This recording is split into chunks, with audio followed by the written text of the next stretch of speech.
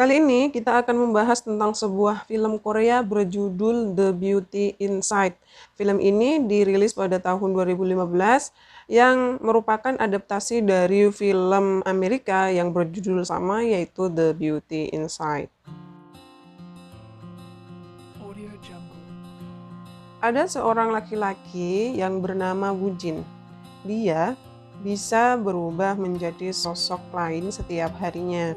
Dia bisa menjadi laki-laki, perempuan, tua, muda, orang Korea, bahkan bule sekalipun. Banyak peralatan yang ia siapkan untuk menunjang penampilannya setiap hari.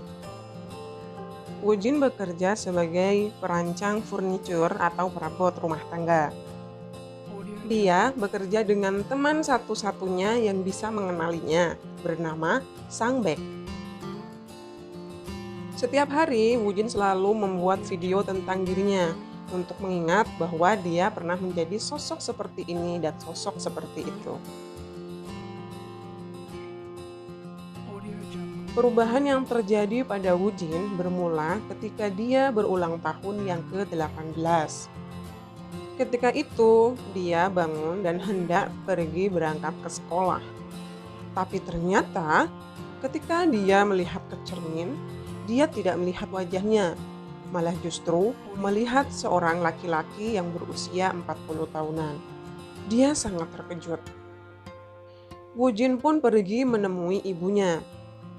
Melihat tanda nama yang ada di dada laki-laki itu, ibunya pun mengerti bahwa laki-laki yang datang menemuinya adalah Woo Jin.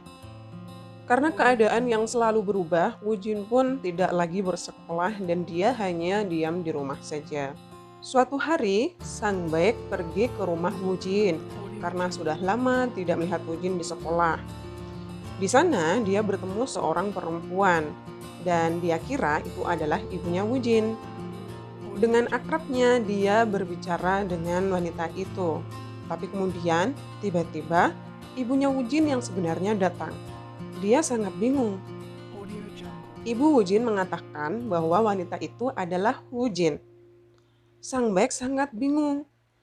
Bagaimana mungkin seorang wanita ini adalah Woo Jin? Dia tidak percaya sama sekali. Tapi kemudian, dia mengajukan beberapa pertanyaan yang hanya Woo Jin dan dia yang tahu. Ternyata, wanita itu bisa menjawabnya dengan benar. Akhirnya Sang Baek pun percaya dan dia menemani Woo Jin setiap hari dengan canda dan tawanya. Hari ini, Woo Jin mengunjungi toko perabot tempat dia menyuplai barang-barang buatannya. Tidak sengaja, dia bertemu dengan seorang perempuan yang ia suka bernama Yisu. Woo Jin mengobrol dengan Yisu. Yisu menceritakan tentang perabot-perabot buatan ALX yang ia sukai. Tentu Woo Jin sangat senang mendengarnya, karena ALX adalah produk yang ia rancang. Woo Jin semakin suka dengan Yisu. Tiba harinya, dia berpenampilan sangat tampan. Dia memberanikan diri untuk datang ke toko perabot itu. Tentu Yisu tidak mengenali Woo Jin.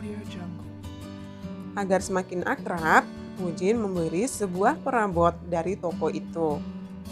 Woo Jin kemudian mengajak Yisu untuk makan siang. Beberapa kali Yisu menolaknya, tapi kemudian akhirnya dia pun mau untuk makan bersama dengan Woo Jin. Woo Jin mengajak Yisu ke sebuah restoran, namun mereka tidak makan di restoran itu. Mereka membungkus makanannya dan dibawa pulang untuk dimakan bersama di tempat kerja Woo Jin, yaitu ALX. Yesus tidak menyangka ternyata laki-laki yang baru ia kenalnya adalah seorang karyawan di ALX. Namun, Woo Jin belum bercerita bahwa sebenarnya dirinya lah yang membuat barang-barang itu. Woo Jin tidak mau penampilannya berubah, karena itu dia memutuskan untuk tidak tidur selama beberapa hari. Karena kalau dia tidur, maka dia akan berubah menjadi sosok lain. Dengan begitu, dia tidak bisa lagi menghubungi Yisu untuk mengobrol atau mengajaknya makan. Sudah 3 hari, Woo Jin tidak tidur. Dia ingin mengajak Yisu untuk sarapan keesokan harinya.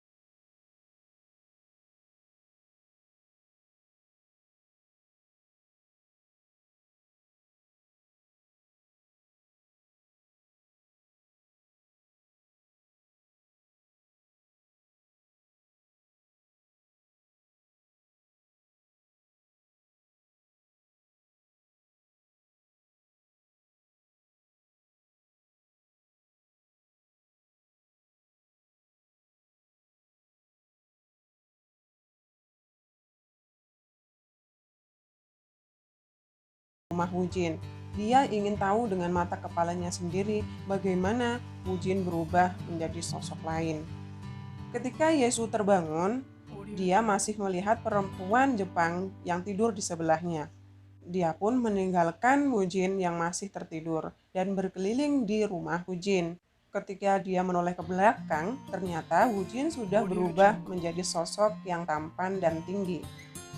Yesus bertanya kepada Wujin, dia paling benci ketika menjadi orang yang bagaimana? Nah, ternyata Wujin itu tidak suka jika ia menjadi seorang anak kecil. Yesus berjalan seperti perempuan yang sedang mengajak keponakannya. Toko Yesus ingin mengadakan sebuah pesta dan Wujin menyumbangkan 1 buah bangku untuk pesta tersebut. Wujin ingin menghadiri pesta tersebut, tapi ternyata ketika dia bangun, dia menjadi seorang nenek-nenek. Wujin pun sangat sedih. Dia berusaha untuk tidur kembali agar dia menjadi sosok yang lain. Beruntungnya, dia menjadi laki-laki yang tampan setelah itu. Dia pun pergi ke pesta Yesus. Wujin mengajak Yesus datang ke toko ibunya. Wujin mengenalkan ibunya pada Yesus. Rupanya, ibunya dan Yesus bisa sangat akrab. Wujin dan Yesus berjanji bertemu di suatu tempat. Tapi Wujin meminta agar Yesus untuk mencari manakah dirinya di antara kerumunan orang. Yesus tidak tahu, dia sangat kaget ketika tiba-tiba ada laki yang memegang tangannya. Yesus sangat marah saat itu. Dia tidak mau kejadian itu terulang lagi. Dia pun pergi meninggalkan Wujin. Rupanya Yesus sangat tertekan dengan apa yang dialaminya setiap hari. Banyak juga gosip yang beredar bahwa dia suka gonta-ganti pasangan. Ya memang benar, tapi semua itu adalah Wujin. Ternyata Yesus sudah beberapa kali pergi ke psikiater karena dia tidak sanggup melihat Wujin yang selalu berubah-ubah wujud, berubah-ubah sosok setiap harinya. Sering minum obat penenang. Rupanya hari itu dia terlalu banyak minum, hingga dia jatuh pingsan dan dibawa ke rumah sakit. Wujin pun mengerti tentang penderitaan yang dialami oleh Yesus. Wujin datang menemui ibunya dan menceritakan hal-hal yang terjadi kepadanya saat itu. Pun bercerita bahwa ayahnya dulu sama seperti Wujin, selalu berubah-ubah penampilannya. Akhirnya, Wujin pun memutuskan untuk meninggalkan Yesus. Setelah kepergian Wujin, Yesus pun bisa kembali hidup normal tanpa mengunjungi psikiater lagi. Tidak sengaja, atasan Yesus ingin memesan sebuah porsi buatan ALX. Yesus pun pergi ke kantor ALX dan mengetahui bahwa Wujin saat ini berada di Ceko. Yesus sadar bahwa dia sangat merindukan Wujin. Dia sangat membutuhkan Wujin saat ini. Dia pun memutuskan untuk pergi ke Ceko mencari Wujin. Sesampainya di sana, dia melihat sosok lain yang itu adalah Wujin. Sangat bahagia dan mulai membicarakan hal-hal masa lalu dengan Wujin. Akhirnya mereka berdua pun sepakat untuk menikah. Wujin pun memberikan cincin buatannya yang terbuat dari kayu. Mereka berdua akhirnya hidup bahagia. Audio Jungle.